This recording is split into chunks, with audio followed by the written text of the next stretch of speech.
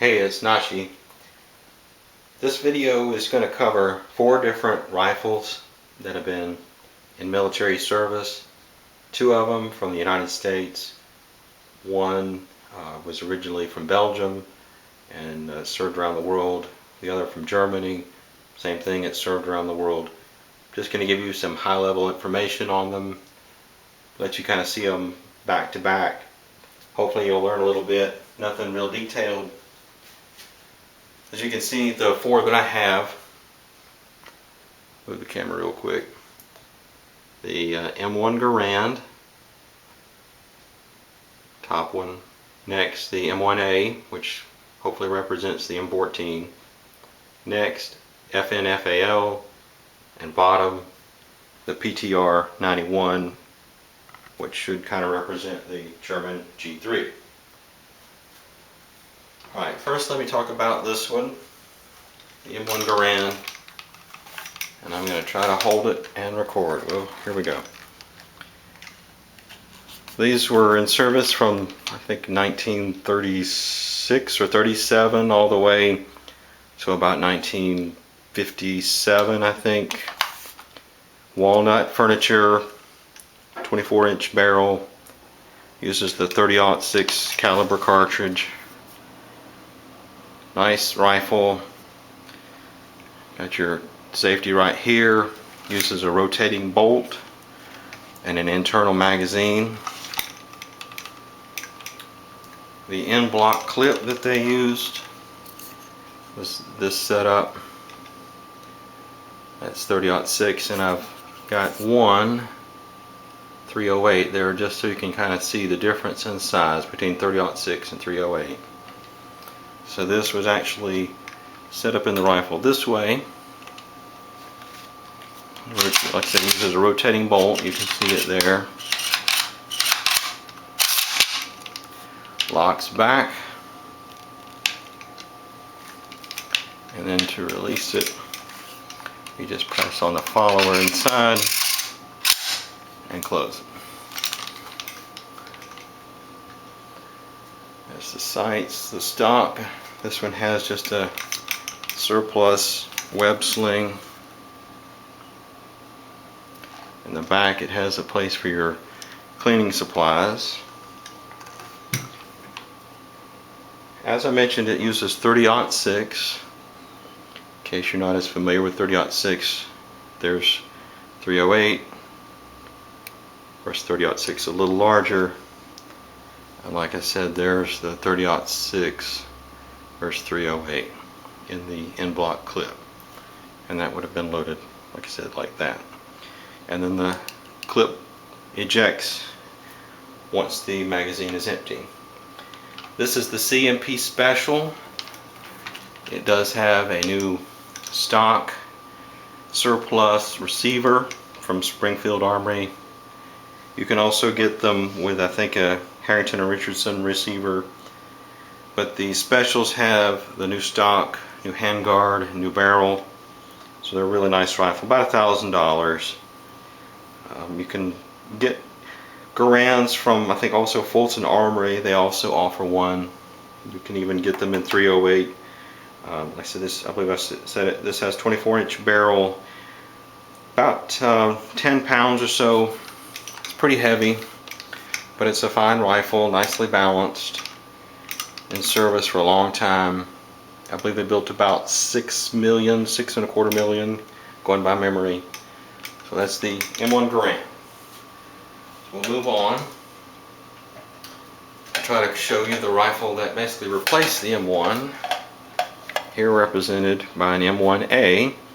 Rifle replaced the Garand was the M14. This is as close as I have. Both the M1A, M14, and M1 Garand are gas piston designs. So it's bleeding off a little bit of gas up here, pushing on a piston that opens and closes the chamber. This also uses a rotating bolt. You can see it actually turns. This is a 20-round magazine. You can also get them with 5 rounds or 10 rounds. So there's your difference. Sorry, I'm going fast to get all this in. Like the Garand, here's your safety. Also has a place for your cleaning supplies. If you really want it, there's a shoulder rest. Similar sights to the Garand. Similar in kind of looks on the operating system. Like I said, it uses a rotating bolt as well.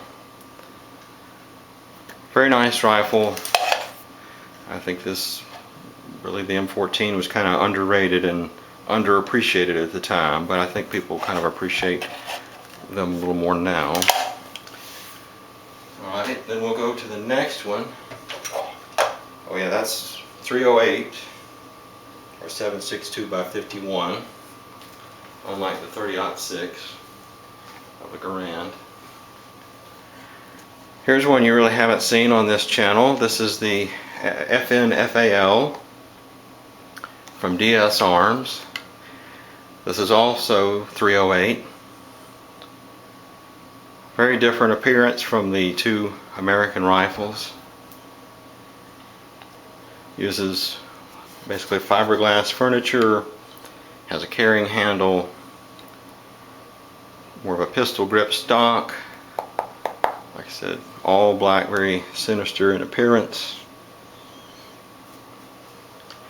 And unlike the American rifles, has the charging handle on the left. There's the carrying handle.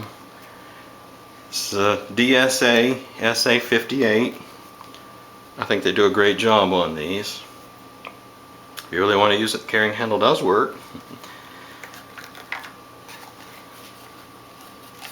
You release the bolt down here at the bottom. And if you want to disassemble it, it's got a pretty interesting feature. You have a takedown lever here on the left. It disassembles that way. You can pull out the bolt and everything from the back, and then it just snaps closed.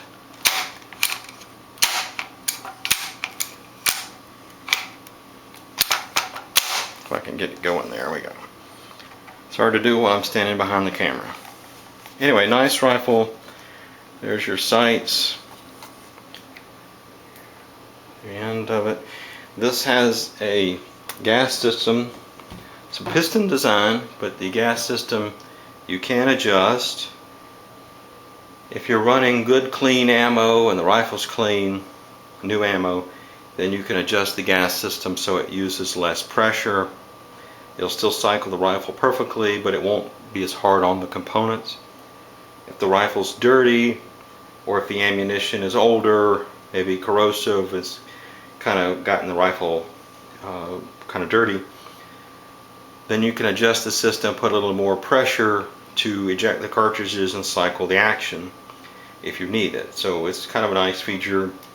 Not sure how much it was used by the soldiers that carried it, but that is something that you still can do on this rifle, and the manual shows you how to adjust it.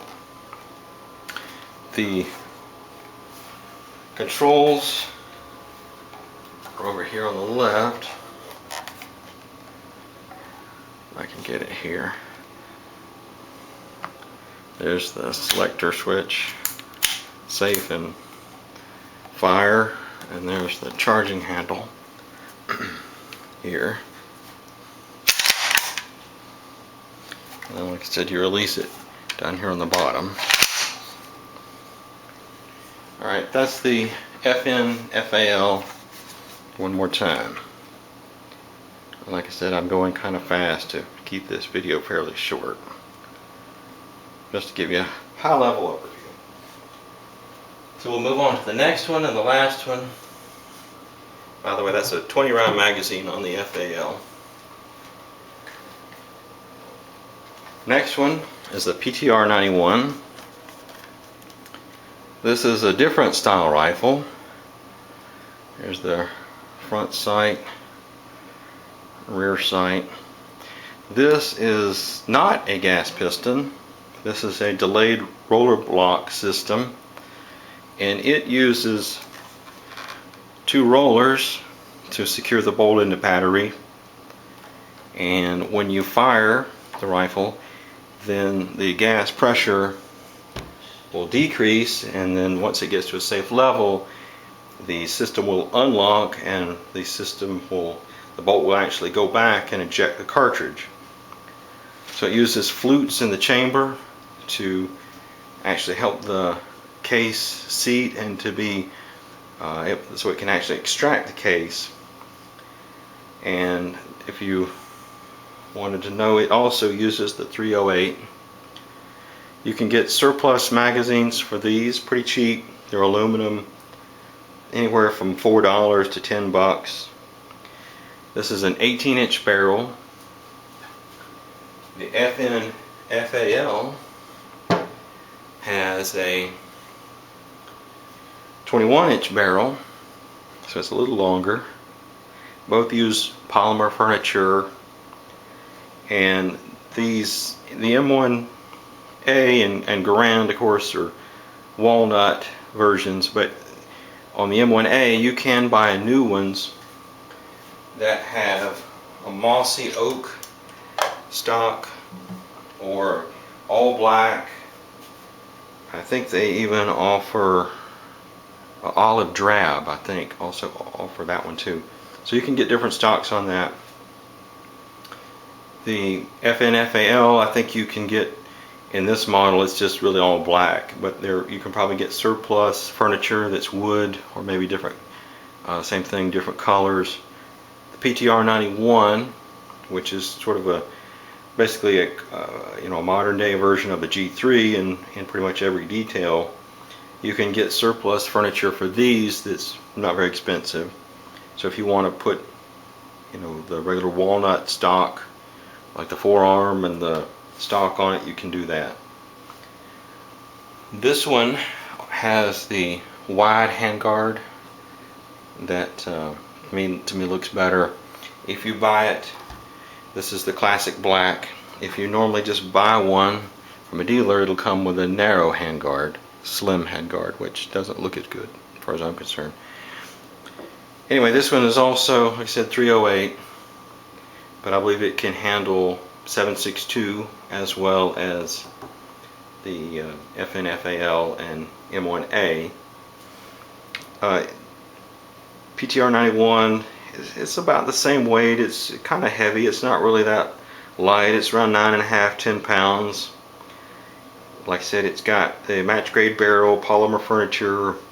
These are a powder coat finish, and I really don't have any range time on these two, but hopefully in the near future I can do a video that will include some time, let you see them in action, and then kind of give you my thoughts on them. But this was just a way to kind of show you all 4 of them, comparison quickly, give you a little bit of basic information on the 4, so you can kind of see them back to back. Hopefully you learned a little bit, and at least you had a good time seeing all of them together. So thanks for watching.